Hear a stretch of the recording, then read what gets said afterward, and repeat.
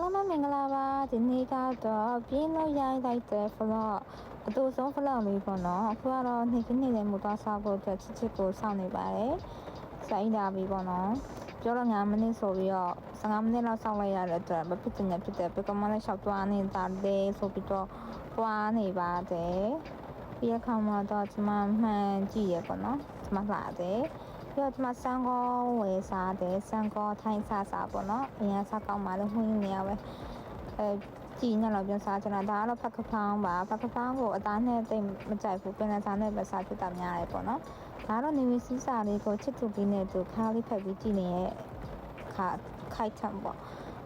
အဖေလေးကတော့ခဏအိတ်လိုက်ပါဒါကတော့ကျမညဖျားသွားမယ်ဆိုပြီးတော့ကြည့်လိုက်တဲ့ခါမှာတော့မိုးတွေကစံပြက်ရွာနေတော့ကျမအိမ်ပြန်လိုက်ရတယ်ပေါ့နော်ဒါတော့မိုးမရဖြစ်ခင်ကျမ vlog ဆက်ရိုက်ဖြစ်အောင်ပါပါဒီစစ်ကျမရဲ့တ िश ပေးရတဲ့နောက် vlog တင်မှာလည်းထပ်ပြကြမယ်နော်အပါ